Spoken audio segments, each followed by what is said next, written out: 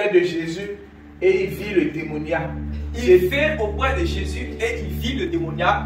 Celui qui avait eu la légion, assis vêtu et dans son bon sens. Il était assis, vêtu et dans son bon sens. Et il fut saisi de frayeur. Et tous, ils ont été saisis de frayeur. Ceux qui avaient vu ce qui s'était passé leur racontaient ce qui était arrivé au démoniaque et au pourceau. Oui, regardez ce qui va se passer. Alors il se mit à supplier Jésus. Alors, après d'avoir vu la manifestation de la gloire de Dieu dans la vie de cet homme, ils disent quoi? Il se mit à supplier Jésus de quitter leur territoire. Il se mit à supplier Jésus de quitter leur territoire. Amen. Amen. Cette réaction-là ne vous étonne pas? Amen. Cette réaction ne vous étonne pas? C'est-à-dire qu'ils ont vu celui qui les fatiguait, celui qui n'arrivait pas réellement à maîtriser, il était devenu tellement insupportable que en fait, on allait l'incarcérer dans un cimetière pour que ses hurlements, ses cris, son aspect ne puisse pas réellement être un danger. Il était un danger public, même pour sa propre famille, pour tout le territoire dont on a mis là-bas. Le Seigneur Jésus vient, le Seigneur Jésus lui accorde la délivrance, la guérison, il est dans son bon sens. Mais ces gens-là sont venus, ils ont constaté cela. Mais vous avez vu la suite. Ils ont supplié Jésus, pardon. Il faut partir. Pourquoi? Quelqu'un peut nous expliquer pourquoi? C'est écrit dans le texte. Parce qu'à mon sens, déjà, bon, oui. Parce que les légions étaient. Jésus avait permis aux légions de rôder dans le troupeau de bosses. Ok. C'est-à-dire que les démons, oui, ils étaient. Ils sont rentrés dans le troupeau. Le troupeau allait se noyer dans la mer. À cause de cet homme, c'est qu'elle dit à cause de cette bête. À cause de cette bête. C'est qu'elle dit à cause de cette bête. À cause de cette bête. Continue maintenant. À cause de cette bête, ils ont demandé que Jésus puisse partir. Alléluia. Alléluia. Vous voyez, ce que le frère vient de dire est juste. Quand ils ont fini de voir la manifestation de la gloire de Dieu qui a opéré réellement la guérison et la visitation dans la vie de cet homme qui était démoniaque et qui a été libéré, ils avaient deux choix qui étaient devant eux. Soit ils allaient accepter Jésus dans leur ville, parce que c'est là-bas qu'il est parti. Jésus n'est pas parti dans la ville parce qu'il avait envie de partir dans la ville. Vous savez qu'il allait de lieu en lieu et il prêchait la bonne nouvelle, la repentance, la bonne nouvelle. Et il faisait quoi? Il guérissait les malades, il chassait les démons. Donc c'était son travail. Donc ça veut dire qu'il est arrivé dans la ville de la Décapole. Amen. Quand il est arrivé dans le pays de Guédara, dans toutes les 10 villes, quand il est arrivé là-bas, c'était pour aller accomplir la mission de Dieu. Ce n'était pas pour s'arrêter seulement sur le fou de Gadara. Amen. Il partait pour prêcher la bonne nouvelle, il partait pour chasser les démons, il partait pour guérir les malades, il partait pour faire du bien. Amen. Amen. Ils avaient deux choix après avoir vu cette manifestation de la gloire de Dieu. Soit accepter Jésus, que Jésus réellement puisse entrer dans cette ville-là et continuer son travail. Mais le problème c'est que quand Jésus va continuer son travail, le premier travail seulement du Seigneur Jésus, la première manifestation de la gloire de Dieu, la première manifestation des merveilles de Dieu dans la vie d'un homme a causé une bête. Et ce n'était pas une petite bête. Amen. C'était une grande bête. Donc, on va dire que si on veut parler comme un homme, ils ont commencé à réfléchir en fait. C'est-à-dire, si on le laisse continuer son travail dans la vie de chacun d'entre nous, même s'il fait des merveilles dans nos vies, il va nous causer des bêtes. Amen. S'il intervient dans notre vie pour nous délivrer, amen, et qu'on veut être à ses côtés comme ce fou qui est maintenant à ses côtés à son bon sens, mais ça va nous causer des bêtes. Amen. Voilà en fait le premier choix qui était devant eux. Donc ils ont vu que s'ils reçoivent Jésus, voilà ce qui va se passer. Maintenant, la deuxième option, c'était de faire quoi? C'était de chasser le Seigneur Jésus pour qu'il puisse vivre tranquillement. Amen. Parce que c'est bon, on a perdu 2000 mousseau. Amen. On a perdu 2000 porcs. Mais c'est mieux comme ça. On va s'arrêter là. Le reste là, le reste de tout ce qu'on a là, en fait, ça va plus se perdre. Parce que c'est quelqu'un qui vient pour renverser les choses dans la vie de l'homme. C'est vrai qu'il vient pour bénir. C'est vrai qu'il vient pour délivrer. C'est vrai qu'il vient pour accorder la guérison. C'est vrai qu'il vient pour restaurer. C'est vrai qu'il vient pour faire quoi encore? Pour faire les miracles. Pour accomplir les merveilles de Dieu dans nos vies. Mais il vient pour renverser ce que Dieu n'a pas planté dans notre vie. Il vient pour renverser. Amen. Amen. Il vient pour c'est-à-dire que pour renverser l'ordre, c'est-à-dire que dans lequel on était avant là. Le Seigneur Jésus, quand il rentre dans ta vie, il vient pour renverser cela. C'est ce que ce passage nous montre. Mais en fait, eux n'étaient pas prêts à. Est-ce qu'ils allaient se comporter différemment des gens? C'est la même chose, réellement, ils vont faire. Mais le problème, c'est quoi? C'est qu'ils ont eu aujourd'hui des prédicateurs qui vont les vendre, en fait, l'illusion d'une troisième option. C'est-à-dire quoi? Tu peux avoir le sauveur, le délivreur. Il peut rentrer dans la ville sans qu'il y ait bouleversement. Voilà. Il peut venir dans ma vie. Amen. Mais je vais avoir quoi? La guérison, les merveilles de Dieu, le miracle de Dieu. Mais il ne va rien bouleverser dans ma vie. Il n'y a aucun prix à payer. Voilà, en fait, l'illusion que, c'est-à-dire que les prédicateurs de notre génération sont en train de vendre aux gens. Et les gens sont en train de croire à ça. Or, c'est-à-dire que cette troisième option, est-ce que ça existe? Est-ce que ça existe? Vous posez la question. Ça n'existe pas. On ne peut pas recevoir le Seigneur Jésus et il ne va pas renverser les choses dans notre vie. C'est pour ça qu'il y a d'autres qui disent non. Moi, je suis une prostituée. C'est-à-dire que mon corps là, j'ai fait le commerce avec ça. C'est vrai, je sais que c'est mauvais.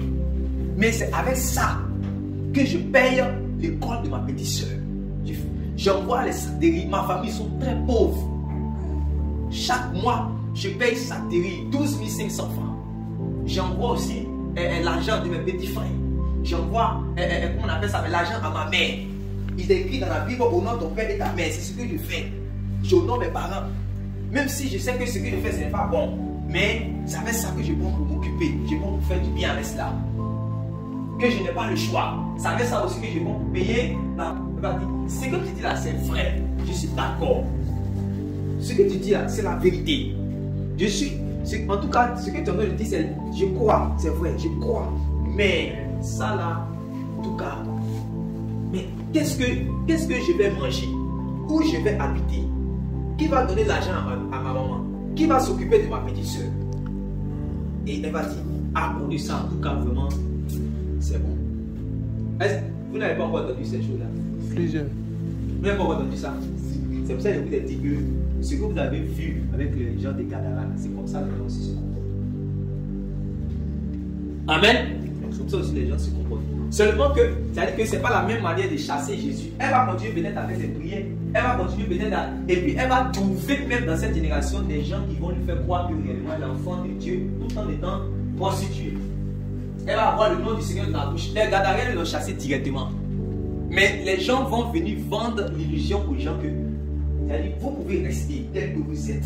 Lui, il va venir, mais il ne va pas venir chambouler votre vie. Il ne va pas venir renverser votre vie. Il ne va pas venir bouleverser votre vie. Ce que vous êtes là, c'est ce que vous allez être toujours en confessant son nom. Amen. Il n'y a aucun prix à payer. Le prix à payer de cette prostituée qu'on va voir là, c'est-à-dire qu'elle va devoir laisser ce qu'elle fait qui est mauvais. Mais ce qu'elle va laisser qui est mauvais là, c'est ça qui lui donne à manger. Comme, c'est-à-dire que les porcs là, c'est que les Gadariniens là, ils vivaient de ça, c'était l'élevage qu'ils faisaient. Oui ou non? Oui. Ouais. C'est avec cela qu'ils réellement gagnent de l'argent. Mais Jésus est venu renverser cela. Mais aujourd'hui, les hommes ne sont pas réellement prêts à payer le prix, mais ils veulent suivre Jésus. Est-ce qu'on peut suivre Jésus sans payer le prix? Non. Amen. Amen. Amen. Amen. On ne peut pas suivre le véritable Jésus sans payer le prix pour le suivre. C'est pour ça qu'il a dit que si quelqu'un veut me suivre, il porte sa croix, il se charge de sa croix et qu'il me suive. Mais si quelqu'un ne veut pas se charger de sa croix, il n'est même pas digne d'être appelé mon disciple. Amen. Si quelqu'un veut me suivre, qu'il puisse m'aimer plus que ses frères, plus que sa soeur, plus que tous ceux qui sont autour de lui. Moi, je dois avoir la prééminence dans sa vie. Amen. Il doit m'aimer plus que lui-même sa propre vie. Il doit renoncer à lui-même. Vous voyez les conditions que le Seigneur Jésus a mis pour suivre. Donc, ce n'est pas pour ça qu'on dit que je suis Jésus. Tu peux confesser le nom du Seigneur sans le suivre. Tu peux avoir un pasteur sans suivre le Seigneur Jésus. Tu peux appartenir à une église sans suivre le Seigneur Jésus. Tu peux même, on va te baptiser. C'est pour ça que j'ai parlé de vendre l'illusion. Sinon, c'était Jésus. Est-ce que quand les Gadaréniens l'ont chassé, est-ce que réellement on peut dire que ces Gadaréniens-là, ils sont sauvés? Est-ce qu'on peut dire que ces Gadaréniens sont disciples? On ne peut pas dire parce qu'ils l'ont littéralement chassé. Mais je vous dis qu'aujourd'hui, on n'a pas besoin de le chasser. Parce qu'il y a des pasteurs qui vont faire croire aux gens que déjà, même si vous êtes brouteur, même si vous êtes sorcier, même si vous êtes arnaqueur, même si vous êtes prostitué, même si vous êtes deuxième bureau, vous êtes adultère, vous êtes dans la fornication, dans le concubinage. Amen. Même si vous êtes dans l'orgueil, dans la vantardise, mais vous pouvez toujours confesser le nom du Seigneur Jésus. Amen. Amen. Amen. Voilà, en fait, ce que je voulais nous faire remarquer dans ce passage. Il y a un prix à payer pour suivre le Seigneur. Est-ce qu'il y a vraiment à payer ce prix? C'est ça. Qui est vraiment à payer ce prix? C'est ça. Il y a des gens qui, étant dans le monde, ils ont fait ce qu'on appelle boutage.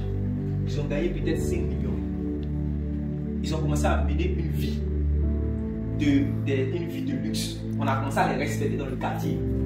On a commencé à les appeler vieux pères. Ils ont commencé à porter les habits. Ils ont commencé à vivre dans un certain confort. Ils ont commencé même à peut-être louer. Peut-être ils dormaient à la maison. Maintenant, ils ont commencé à louer une résidence. Amen. Il est à l'aise de vivre dans le confort. Il ne boit pas l'eau de robinet. Il boit l'eau minérale. Amen. Il y a des biscuits dans sa maison. Il y a climatisé partout. Il y a des chiens dans sa maison. Il y a gardiennage. Il paye son loyer combien de mille. Et puis un jour comme ça, une soeur ou un frère dans l'évangélisation a prêché. Et il était convaincu du péché. Maintenant, vous l'appelez à la repentance. Ça veut dire qu'il doit cesser ce qu'il est en train de faire. Voilà la repentance.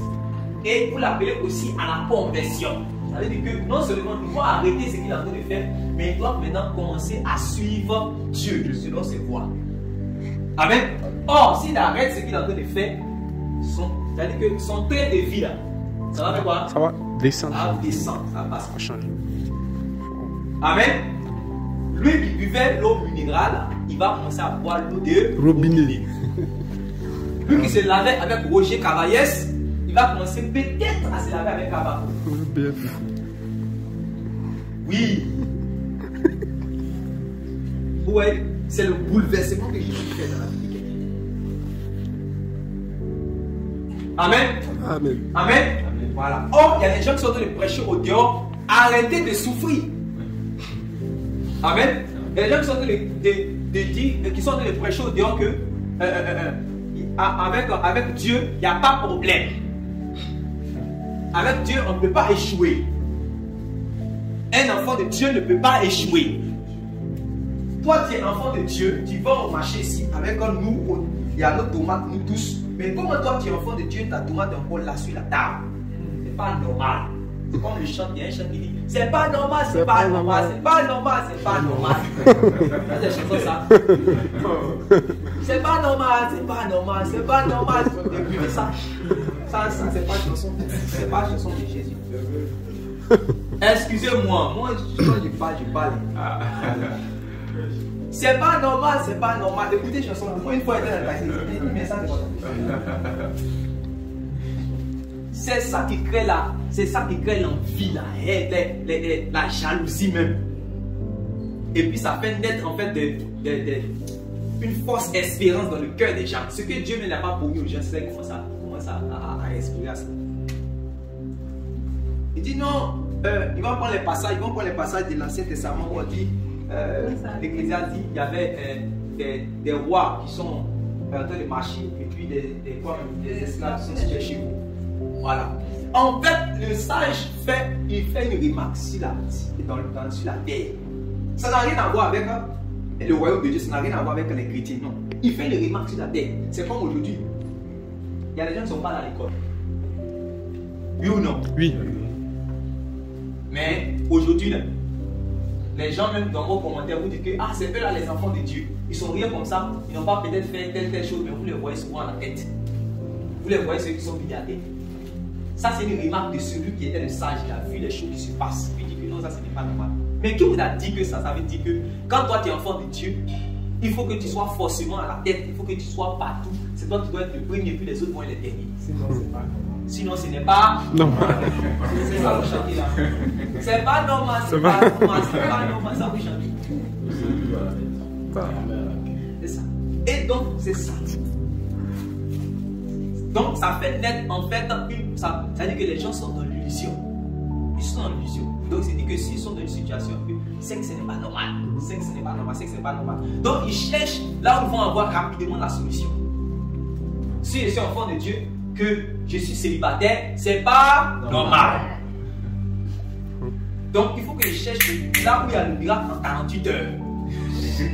En 48 heures de mariage, il me rappelle le prédicateur tout le prêcher, il dit que en 24 heures, depuis les coin, il dit il avait tellement l'option qu'il a parlé, quelqu'un s'est marié en 24 heures. Et c'était dans un programme où il y avait les pasteurs qui sont là, il dit qu'il a fait, son onction a fait que, il a dit, il est en train de prêcher, puis il a dit que reçois ton mari, aujourd'hui tu vas te marier. Il dit que quand le programme est fini, là, il est sorti, là, il y a quelqu'un qui était aux États-Unis avec un qui venait, qui a dit qu'il allait déposer la dot en même temps à la maison, même jour là, et les pasteurs d'Abidjan, ils ont crié Amen. Quoi ça? Ils vont croiser quelqu'un, un chrétien, qui est un bon frère, qui se force à marcher dans les voies de Dieu. Ils vont dire que, mais tu fais quoi dans la vie? Ça, c'est les questions souvent ceux qui frustrent, ceux qui ne sont pas bien brisés. Tu fais quoi dans la vie? Souvent, il est encore dans le chômage. Donc, il a tout trouvé, il dit, mais tu es enfant de Dieu, mais c'est comment tu es chômeur, tu n'as pas de travail. C'est pas normal. C'est pas normal. Donc, il va t'envoyer quelque part au moins normaliser ta situation. Amen. Il est prêt à t'envoyer dans l'église où on va normaliser ta situation. Beaucoup de frères étaient déclarés de cette manière. Et ceux-là qui tenaient un langage biblique, un langage doctrinal, conforme à la parole de Dieu, conforme à Christ. Aujourd'hui, ils sont en train de dire qu'ils sont à part, ils sont ailleurs, ils sont déroutés, malheureusement. Je me rappelle, il est allé au score, là, au lavage ici. Il est allé pour faire les trucs d'internet là, pour qu'on puisse avoir internet à la maison. J'arrive, on dit que ça c'est un chrétien qui fait cela. Donc, je suis arrivé, je dis c'est bon, c'est un chrétien, tout le monde y arrive maintenant. Lui aussi il était content, parce qu'on a dit que c'est un homme de Dieu. C'est mon beau qui a dit que je suis un homme de Dieu, donc voilà, je suis un chrétien comme toi, tout. Donc, il va t'alléger, il va te donner, il va te donner au prix normal, il ne va pas te taxer. Donc, on est venu là. Donc, lui il dit, dès qu'il m'a vu, il dit, tu es une lumière. Donc il était content. Il dit, tu es une lumière. Donc moi je suis content. Parce qu'au moins c'est un métier, je suis une lumière en Christ. Donc moi je vois la lumière en tant qu'enfant de Dieu. Donc moi j'étais content parce qu'il a dit tu es une lumière. Donc il me dit c'est que également je suis enfant de Dieu. Et puis il y avait juste quelqu'un qui était en train de parler quelque chose. Et puis en même temps, en fait, il va expliquer ce que ça veut dire lumière. Et puis un coup il est en train de parler, puis il dit tu es lumière, un enfant de Dieu ne peut jamais être blessé dans sa vie.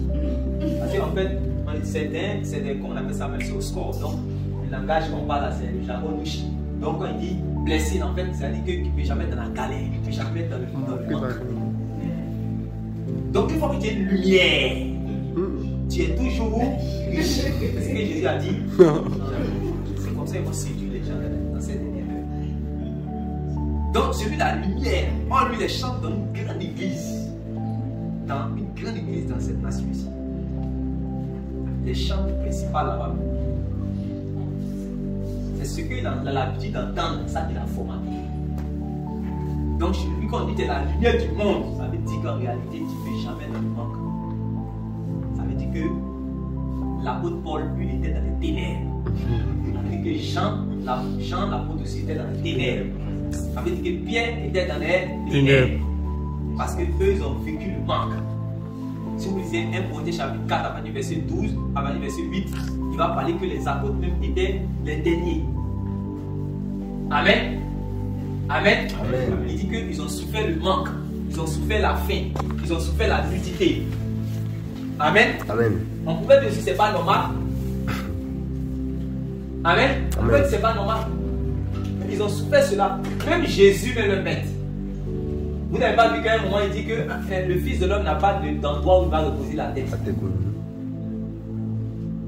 Amen. Amen. Donc il ne faut pas que les enfants de Dieu se laissent séduire. Si quelqu'un est séduit là, en fait, si quelqu'un est séduit, c'est parce que lui s'est laissé séduire. Il faut avoir l'amour de la vérité pour ne pas se laisser séduire. Amen. Amen. Amen. Actuellement, nous sommes dans cette période où les gens sont en train de vendre cette illusion, sont en train de faire croire aux gens que si tu es enfant de Dieu et que tu n'as pas d'enfant, ils vont prendre le passage et dire ils vont te prêcher Anne. Voilà, Anne n'avait pas d'enfant. Anne a eu enfant. Comment est-ce que toi tu es en Christ et puis tu n'as pas encore d'enfant? Tu es marié et puis tu n'as pas encore d'enfant tout de suite? Non. Allons, je connais un prophète. Si tu as posé l'action tout de suite, tu es enceinte. Que ce n'est pas normal. Vous comprenez? Ce n'est pas normal. Et c'est comme ça qu'ils sont en train de vendre ces illusions. Les gens veulent suivre le Seigneur Jésus sans payer. C'est ça qui n'est pas normal, c'est ça. C'est-à-dire que suivre le Seigneur Jésus sans payer le prix, c'est ça qui n'est pas normal. Amen.